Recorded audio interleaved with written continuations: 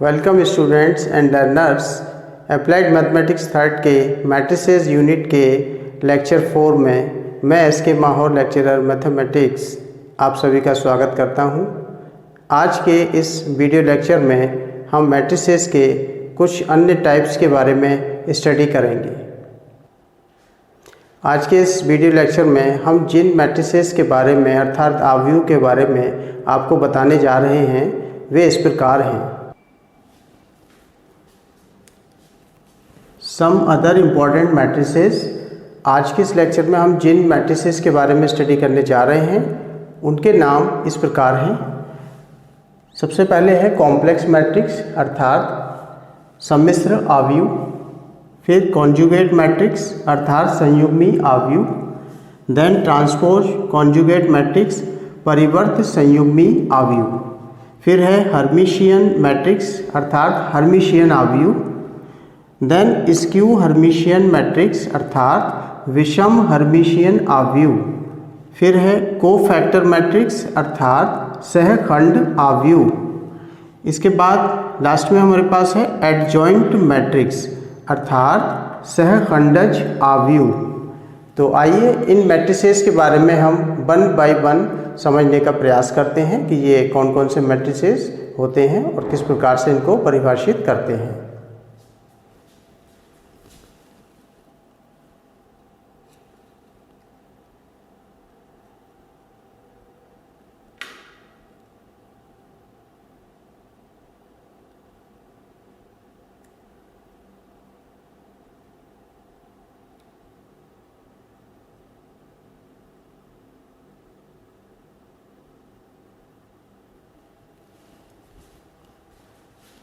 तो सबसे पहले बात करते हैं कॉम्प्लेक्स मैट्रिक्स अर्थात सम्मिश्र आव्यूह। तो ये क्या होता है इसको देखते हैं। Any matrix A equal to Aij of m by n order is said to be a complex matrix if its elements are complex numbers. अर्थात कोई भी matrix m by n order का या स्क्वायर ऑर्डर का किसी भी order का हो, कोई भी मैट्रिक्स कॉम्प्लेक्स मैट्रिक्स कहलाएगा, सम्मिश्र आव्यूह कहलाएगा यदि उसके एलिमेंट्स यदि उसके एलिमेंट्स कॉम्प्लेक्स नंबर हों। फॉर एग्जांपल ये देख सकते हैं, कोई मैट्रिक्स A लिया है हमने, A इक्वल टू इसके एलिमेंट्स हैं 1 + i एंड 0, ये फर्स्ट रो के एलिमेंट हो गए। सेकेंड रो में एलिमेंट है 2 - i एंड -3i। तो आप देख सकते हैं ये सारे एलिमेंट्स कैसे हैं, ये कॉम्प्लेक्स नंबर हैं और इसलिए इस मैट्रिक्स को हम कहेंगे सम्मिश्र आव्यूह अर्थात कॉम्प्लेक्स मैट्रिक्स। और ध्यान देने वाली बात है कि 0 ये एक रियल नंबर है और every real number can be expressed as a complex number. For example यहाँ देख सकते हैं 0 इक्वल टू, इसको हम लिख सकते हैं 0 + i × 0 where i is nothing but iota अथवा इसको कहते हैं इमेजिनरी नंबर जिसकी वैल्यू आप जानते हैं i इक्वल टू √(-1) होता है। तो इसी प्रकार सेकंड नंबर दूसरे पर आते हैं हम। ये हमारे पास है कॉन्जुगेट मैट्रिक्स।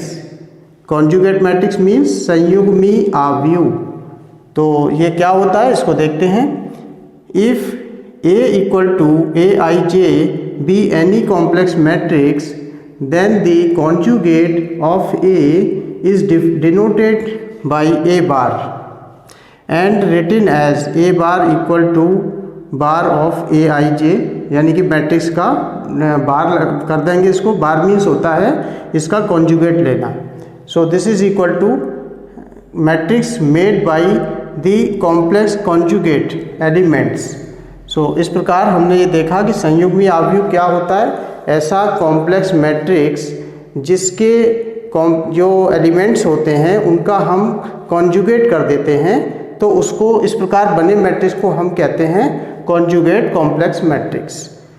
और हम यह भी जानते हैं कि किसी भी कॉम्प्लेक्स नंबर x + iy, इस x + iy का जो कॉन्जुगेट होता है वो x - iy होता है।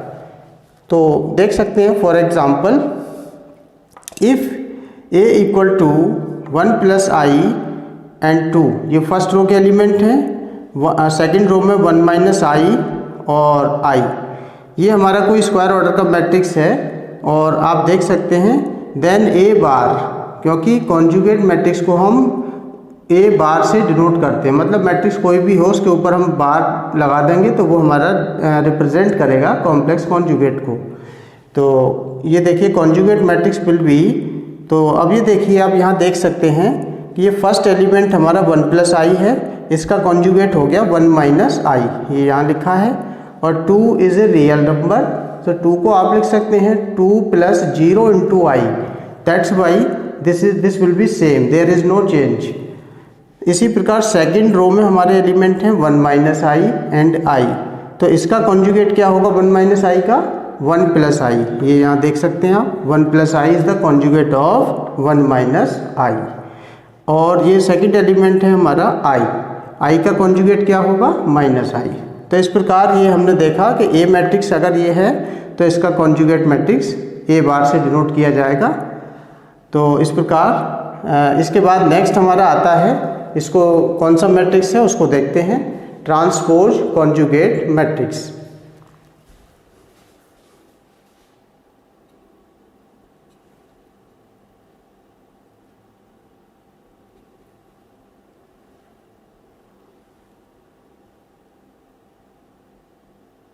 ये देख सकते हैं आप मैट्रिक्स को।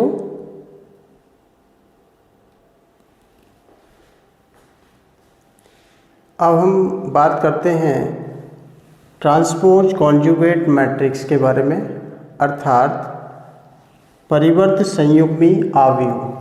Transpose conjugate matrix, it means आपको किसी कॉम्प्लेक्स मैट्रिक्स का पहले कॉन्जुगेट निकालना होगा, संयुग्मी आव्यूह, उसके बाद आप उसको ट्रांसपोज कर देंगे तो आपको प्राप्त हो जाएगा ट्रांसपोज कॉन्जुगेट मैट्रिक्स। तो ये क्या होता है, आइए इसको देखते हैं।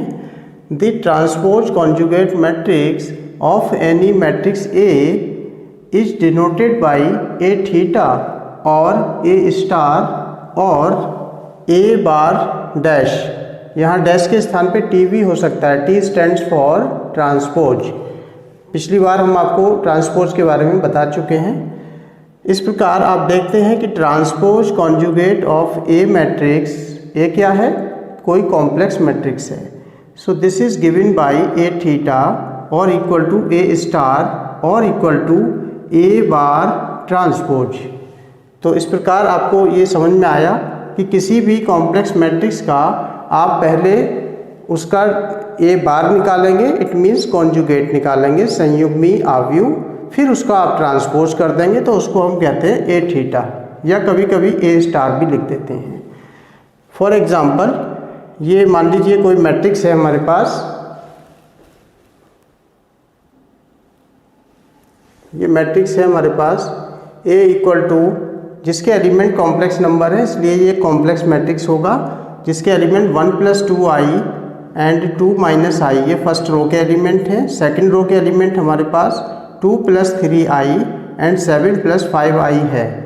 तो इसका हमें निकालना है ट्रांसपोज कॉन्जुगेट मैट्रिक्स। तो सबसे पहले हम इसका क्या करेंगे, कॉन्जुगेट मैट्रिक्स निकालेंगे, जिसे हम ए बार से डिनोट करते हैं। यहाँ देख सकते हैं आप कि ये हमने ए बार से डिनोट किया और इसको लिखा हमने 1 प्लस 2 आई का बार एंड 2 माइनस आई, फिर 2 प्लस 3 आई एंड 7 प्लस 5 आई, इन सब पर सारे एलिमेंट पर हमने क्या किया, बार ले लिया। बार मीन्स कॉन्जुगेट लेना है, संयुग्मी आव्यूह। हम बता चुके हैं कि किसी भी complex number x plus I by का संयुग्मी x माइनस आई बाई होता है। तो इस प्रकार जब हम इनका कॉन्जुगेट लेंगे तो वो ये इस प्रकार से आ जाएगा, जिसे हमने कहा 1 माइनस 2 आई। देखिए ये 1 प्लस 2 आई लिखा है, तो इसका कॉन्जुगेट क्या होगा, 1 माइनस 2 आई हो जाएगा। इसी प्रकार 2 माइनस आई का कॉन्जुगेट 2 प्लस आई होगा। क्या करते हैं हम, आई के स्थान पर माइनस आई पुट कर देते हैं और हमें कॉन्जुगेट मिल जाता है। ये 2 प्लस 3 आई है, इसको हमने लिखा 2 माइनस 3 आई। इसी प्रकार 7 प्लस 5 आई का 7 माइनस 5 आई हो जाएगा। तो ये आपने देखा। अब हम देखते हैं now A theta equal to transpose of A bar का हमने ट्रांसपोज लेना है। तो अभी अभी ये जो हमने ए बार की वैल्यू निकाली है ये हमने यहाँ पे लिखा है इसको 1 - 2i and 2 + i and 2 - 3i 7 - 5i। This is what, ये ए बार है और ए बार का आपने क्या करना है, यहाँ देखिए ए बार का आपको निकालना है ट्रांसपोज। तो ये मैंने टी लिखा है, रेड से दिख रहा है आपको रेड कलर में, टी फॉर ट्रांसपोज, परिवर्त करना है। तो इसको जब हम ट्रांसपोज कर देंगे तो इसको हम कहते हैं ए थीटा, और ए थीटा इक्वल टू व्हाट, इसका आपने ट्रांसपोज कर दीजिए। देखिए ये फर्स्ट रो है, फर्स्ट रो के एलिमेंट को आप फर्स्ट कॉलम में बदल देंगे इस तरीके से। तो 1 - 2i 2 + 3i को मैंने कॉलम में लिखा 1 - 2i एंड 2 + 3i। इसी प्रकार ये हमारे पास सेकंड रो है, सेकंड रो के एलिमेंट्स मेरे पास 2 - 3i 7 - 5i है। इसको मैंने ये जो है सेकंड कॉलम में लिख दिया 2 - 3i एंड 7 - 5i। तो इस प्रकार आप देख सकते हैं कि ये हमारे पास फाइनली क्या प्राप्त हो गया, ए थीटा की वैल्यू मिल गई, जिसे हमने कहा ट्रांसपोज कॉन्जुगेट मैट्रिक्स। कभी कभी इसको ए स्टार भी लिख देते हैं। तो इस प्रकार ये बहुत ही आसानी से आप ट्रांसपोज कॉन्जुगेट मैट्रिक्स इवेलुएट कर सकते हैं किसी भी दिए गए कॉम्प्लेक्स मैट्रिक्स का। नेक्स्ट हमारे पास है हर्मिशियन मैट्रिक्स, हर्मिशियन आव्यूह। कुछ विद्वान इसे कभी कभी हर्मिटियन आव्यूह भी कहते हैं, तो इसमें कोई दिक्कत वाली बात नहीं है, आप हर्मिशियन कह लीजिए या हर्मिटियन कह लीजिए, इट्स नो मैटर। तो क्या होता है ये, आइए इसको देखते हैं। इसकी डेफिनेशन है कि A square matrix A equal to aij is said to be a Hermitian matrix if A equal to A theta. बस आप इतना ध्यान रखें, यदि कोई कॉम्प्लेक्स मैट्रिक्स जो स्क्वायर ऑर्डर का है वो हर्मिशियन कहलाएगा यदि ए की वैल्यू ए थीटा के बराबर है। और ए थीटा क्या होता है, ए थीटा बराबर होता है ए बार का ट्रांसपोज या ए बार का डैश। तो फॉर एग्जांपल सपोज हमारे पास एक क्वेश्चन है कि show that the matrix A equal to, ये कोई मैट्रिक्स दिया हुआ है जिसके एलिमेंट्स कॉम्प्लेक्स नंबर हैं, इसलिए ये कॉम्प्लेक्स मैट्रिक्स है।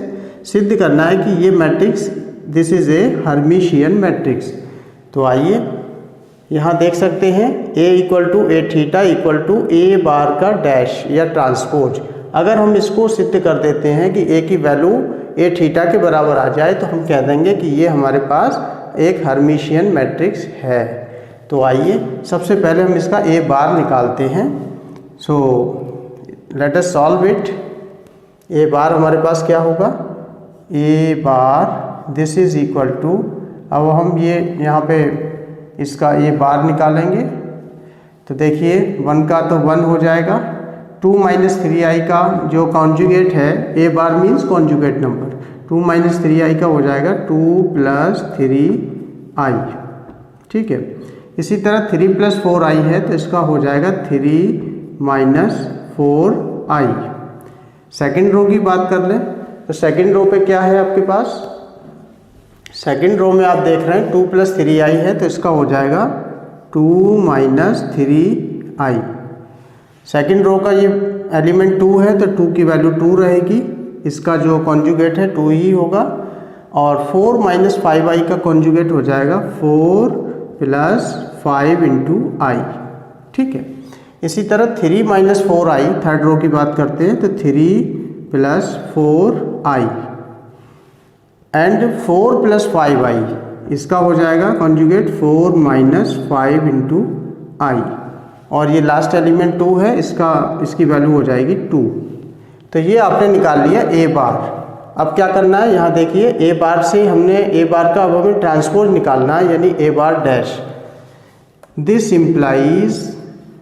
इम्प्लाइज ए थीटा की वैल्यू हम निकालने जा रहे हैं। We find the value of A theta and this is equal to nothing but transpose of A bar. So we can write transpose of A bar and this is equal to what, इसको आप यहाँ लिख लेंगे, क्या होगा, ये first रो के element को आप बना देंगे फर्स्ट कॉलम। तो 1 2 + 3i 3 - 4i को हमने कॉलम में लिख दिया 1 2 + 3i and 3 - 4i 3 - 4i। Second row को हमने बना दिया सेकंड कॉलम यहाँ पर। तो 2 - 3i मैंने ये लिखा 2 - 3i। इसी तरह 2 - 3i एंड 2, ये बीच में 2 आएगा।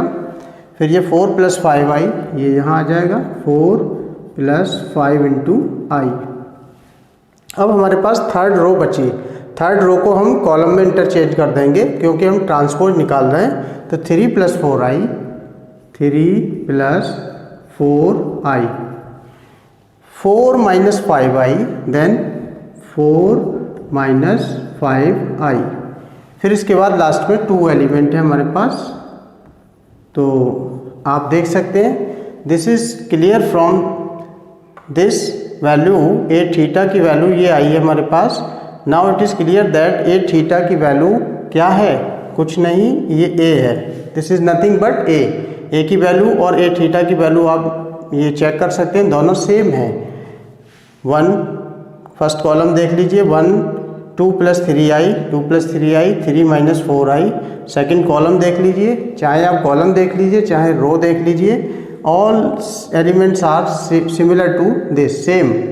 तो हम कह सकते हैं इस तरीके से this implies A is equal to A theta, क्योंकि ए थीटा हमारा कोई डिफरेंट मैट्रिक्स नहीं है बल्कि ए ही वापस लौट कर आया है, इसलिए हमने ये लिखा A equal to A theta.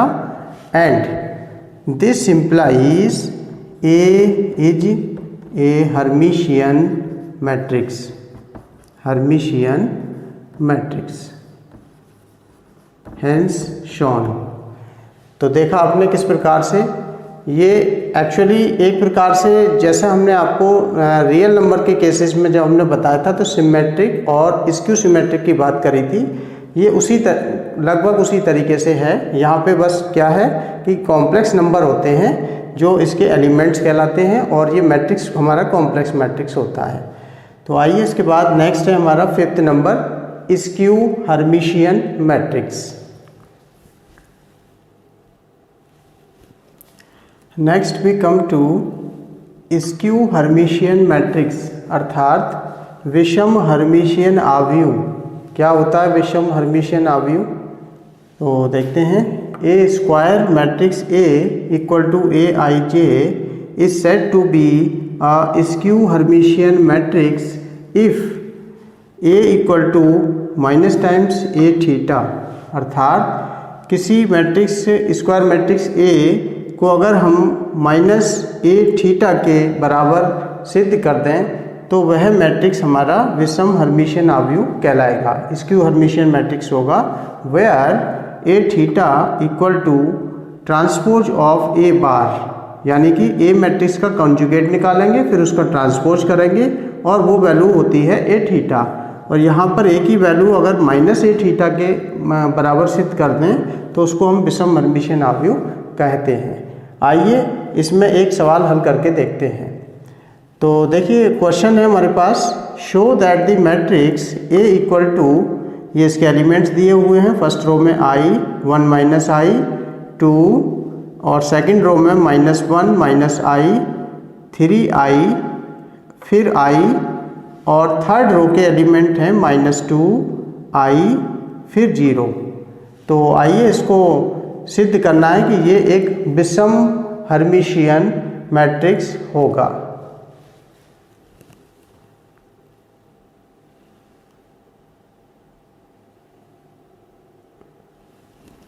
तो ये हमारे पास सवाल है, क्वेश्चन है, और इसके लिए अगर ये विषम हर्मिशियन आव्यूह है तो हमें ये सिद्ध करना होगा कि a equal to minus times A theta, a equal to minus A theta, ये सिद्ध करना है।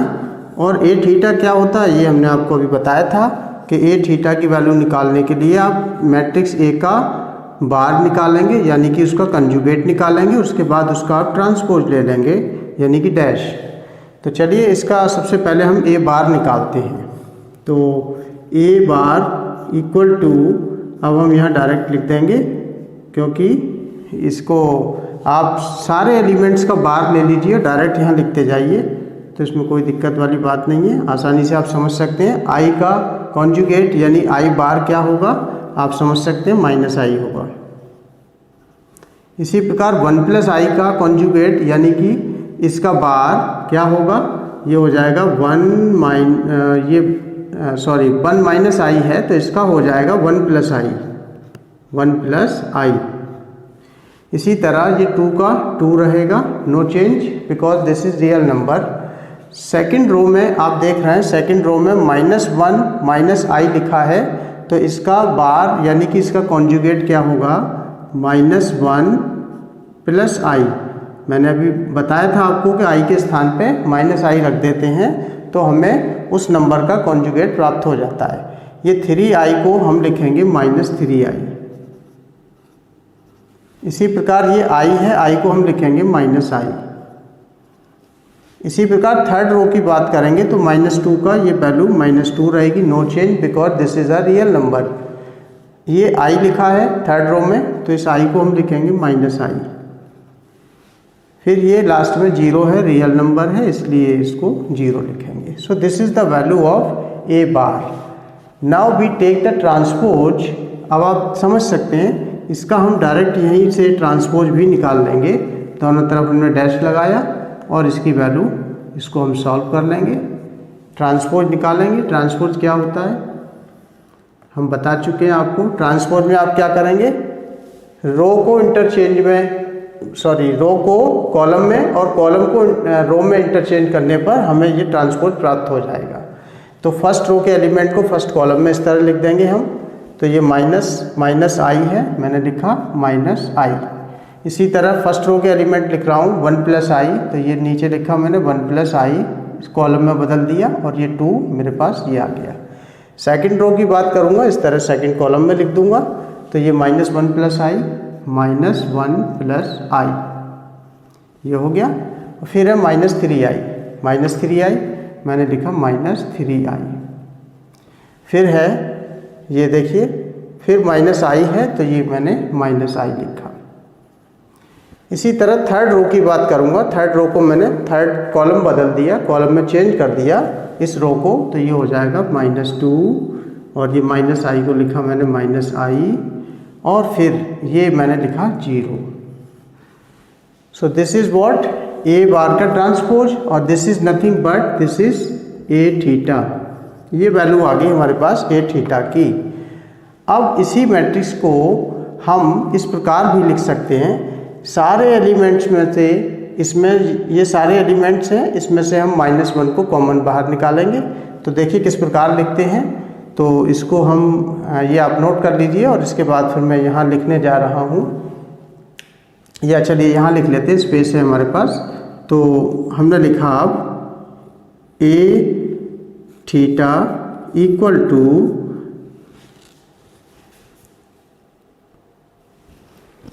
देखिए ये फर्स्ट रो के एलिमेंट को मैंने इस तरीके से लिखा, -i को -i लिखा, यहाँ -1 प्लस i को मैंने -1 कॉमन लेते हुए इस तरीके से लिख दिया और -2 ये लिख दिया। इसी प्रकार मैं सेकंड रो और थर्ड रो को लिख दूंगा जो इस प्रकार से होगा। अब इस मैट्रिक्स में से ये हमें प्राप्त हो गया है, आप चेक कर सकते हैं। इसमें से मैंने -1 सारे एलिमेंट्स में से कॉमन लेते हुए इस प्रकार से इनको एडजस्ट करके लिखा।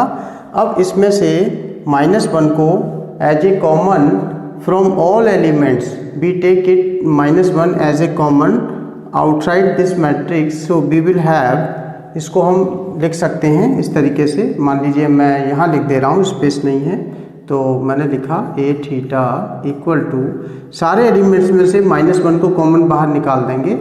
-1 को, ये मैट्रिक्स का मल्टीप्लिकेशन वाले मेरे वीडियो लेक्चर में आप इसको आसानी से देख सकते हैं और समझ सकते हैं। तो देखिए सब मैंने इसमें से -1 कॉमन निकाला तो ये कुछ इस प्रकार से हो जाएगा। ये हो गया मेरे पास i and this is 1 - i and this is 2, फिर ये हो जाएगा -1 - i, फिर ये हो जाएगा मेरे पास 3i फिर ये हो जाएगा i। इसी प्रकार ये हो जाएगा, यहाँ से -1 जाने पर -2 रह जाएगा। इसी प्रकार ये रह जाएगा i और ये 0 का 0 रहेगा। अब क्या करना है, आप यहाँ पे कंपेयर कर सकते हैं। This is nothing but the matrix ए। आप देखिए फर्स्ट रो के एलिमेंट का मिलान कीजिए, i1 - i2, i1 - i2, second row -1 - i, 3i, फिर i, -1 - i, 3i, फिर i। इसी प्रकार थर्ड रो के सारे एलिमेंट, ये थर्ड रो के element. So this is nothing but A matrix. So we can write -1 into A matrix. So this is nothing but -a matrix. और ये क्या आ गया, a theta. So we can write this thing as a theta equal to -a। और इसी बात को आप ऐसे भी लिख सकते हैं, और ये हो जाएगा, मान लीजिए मैं यहाँ लिख दे रहा हूँ, ये आ गया, इसको हम लिख देंगे a equal to -a theta. बात एक ही है, माइनस चाहे इधर लिख लीजिए चाहे इधर लिख लीजिए, कोई प्रॉब्लम नहीं है। और इस प्रकार जब हमने शो कर दिया कि a equal to -a theta, then we can say that the given matrix, this matrix is nothing but a skew Hermitian matrix. Hence it is proved, hence shown.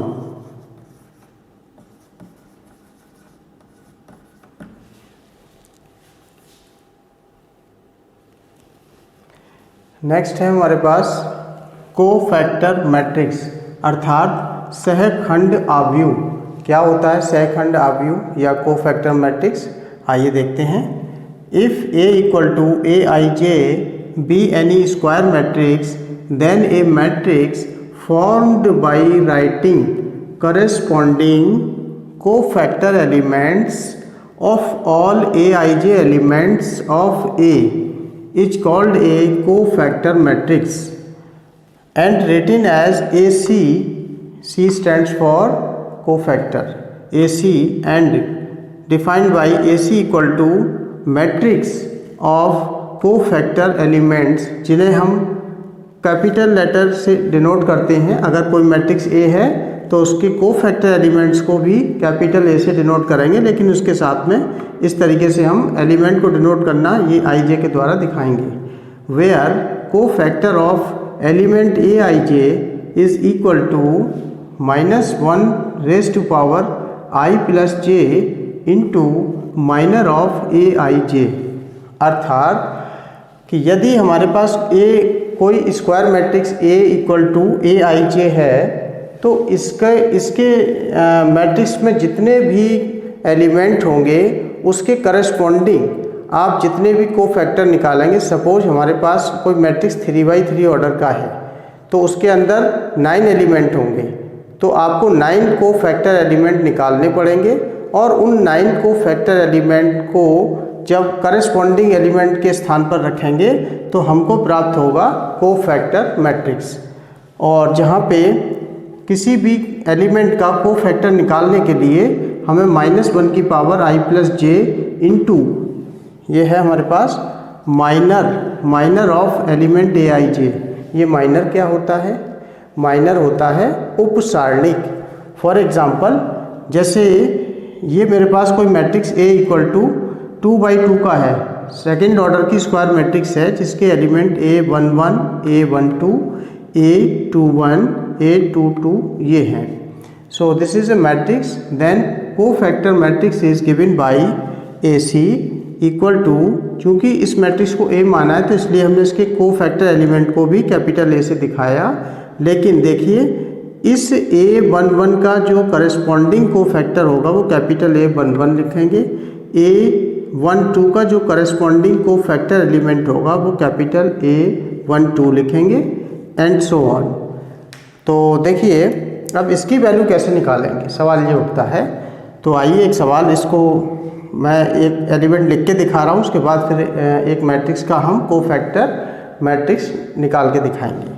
तो जैसे सपोज कीजिए मुझे ये वैल्यू निकालनी है इसका कोफैक्टर, ये मेरे पास एक एलिमेंट है A11, तो यहाँ हम लिखेंगे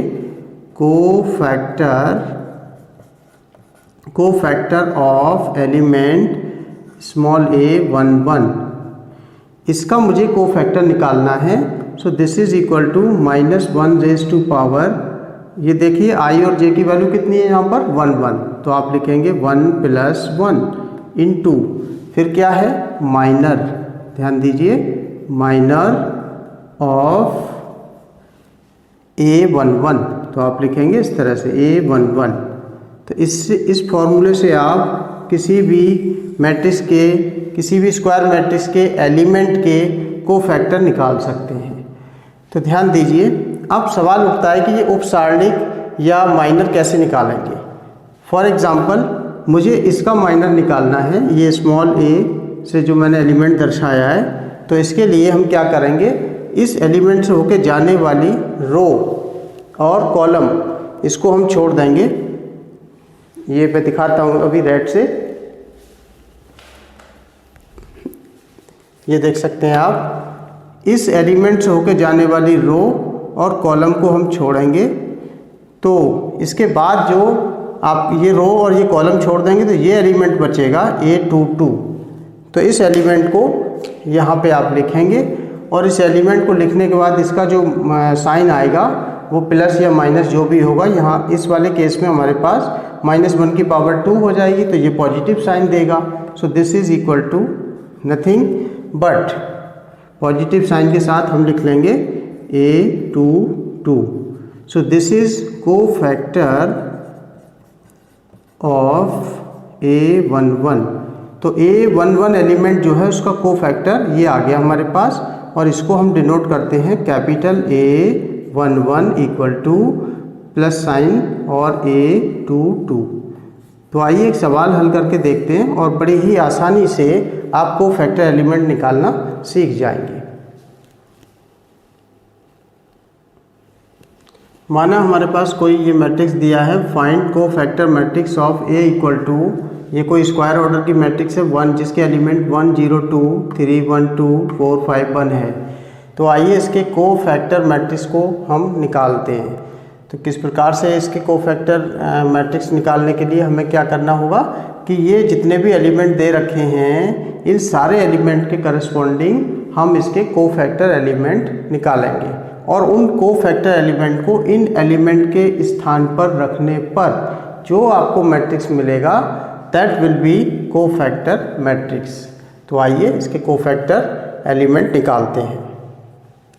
तो मान लीजिए इसका फर्स्ट एलिमेंट है मेरे पास, इसकी देखिए हम कंपैरिजन इस तरीके से कर सकते हैं, ये लिख सकते हैं आप A11 और ये लिखेंगे आप, ये आपको दिख रहा है, ओके। चलिए इसको हम नीचे लिख लेते हैं, यहाँ स्पेस कम है तो यहाँ मैंने लिखा, मान लीजिए इस मैट्रिक्स को मैंने इस प्रकार से मान लिया A11 A12 A13, फिर है A21 A22 A23, फिर है A31 A32 A33। ये सारे एलिमेंट्स को मैंने मैट्रिक्स को इस तरीके से कंपेयर कर लिया। तो आप कह सकते हैं कि A11 equal to 1, A12 equal to 0, A13 equal to 2 and so on. तो अब हमें इसके कोफैक्टर एलिमेंट निकालने हैं, तो यहाँ हम लिखेंगे कोफैक्टर एलिमेंट ऑफ, ये हमारे पास है क्या होगा A11 इक्वल टू 1। ध्यान दीजिए A11 की वैल्यू क्या है, यहाँ पर A11 की 1 है, ये जो मैंने सर्किल में दिखा रखी है। तो दिस इज इक्वल टू -1, और ये I और J का काम कर रहा है 1 1, तो 1 + 1 लिखा हमने। और इसका माइनर क्या होगा, उपसारणिक को कहते हैं। देखिए ये 1 से होके जाने वाला कॉलम और 1 से होके जाने वाली रो को आप छोड़ दीजिए, तो जो आपके पास शेष बचेगा, यानी कि ये 1 2 5 1, ये मैंने लिखा 1 2 5 1। तो मैं एक एलिमेंट निकाल के दिखा रहा हूँ, इसी प्रकार आप बाकी सारे एलिमेंट निकाल लेंगे। तो ये देखिए सॉल्व करने पे क्या होगा, -1 की पावर 2, और ये डिटर्मिनेंट है सेकंड ऑर्डर की, आप इसे सॉल्व कर लेंगे तो इसकी वैल्यू होगी 1 1 -5 2 10, और ये दिस इज इक्वल टू, ये साइन पॉजिटिव हो जाएगा और ये 1 - 10 = -9 होगा। तो हम ये कह सकते हैं कि cofactor element of A11 = A11। ये इस तरीके से आ गया। किसका आया ये? आपका ये A11 एलिमेंट का कोफैक्टर एलिमेंट ये प्राप्त हो गया।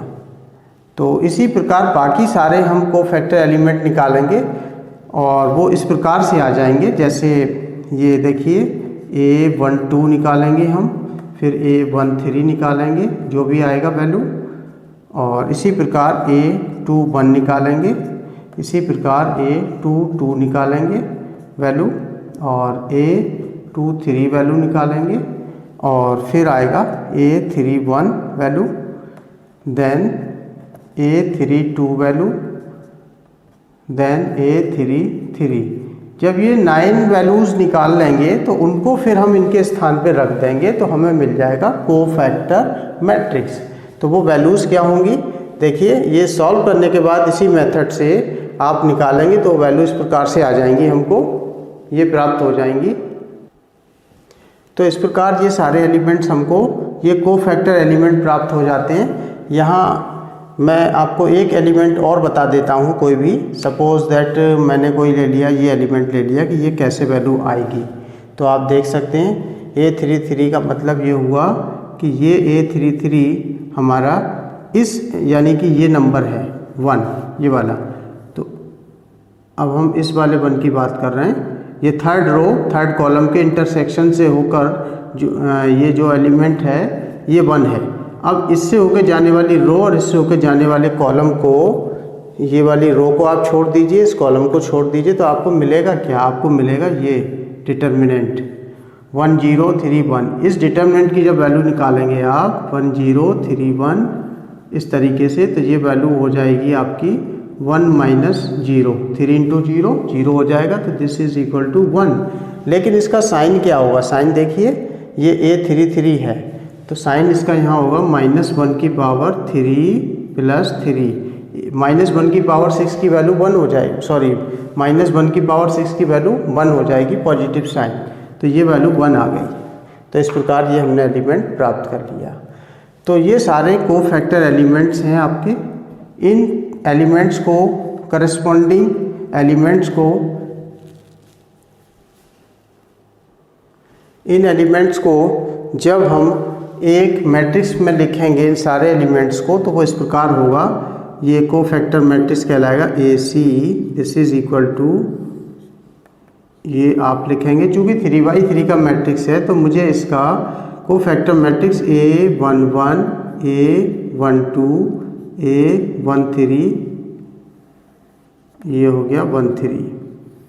इसी तरह A21 A22 A23 and A31 A32 and A33। इन सब की वैल्यू रख देंगे इसमें मैट्रिक्स में, तो हमारे पास जो कोफैक्टर मैट्रिक्स होगा वो इस प्रकार से प्राप्त होगा।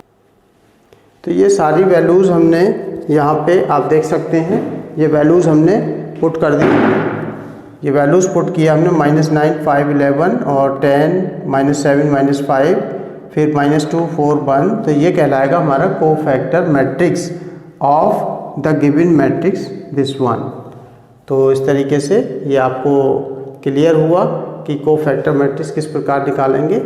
आइए इसके बाद आते हैं एडजॉइंट मैट्रिक्स पर। तो हमारे पास आता है एडजॉइंट मैट्रिक्स यानी कि सहखंडज आव्यूह। क्या होता है सहखंडज आव्यूह? If A = Aij be any square matrix then the adjoint of A is denoted by adjoint A, ADJ A, इस तरह से इसको लिखते हैं adjoint A and defined as।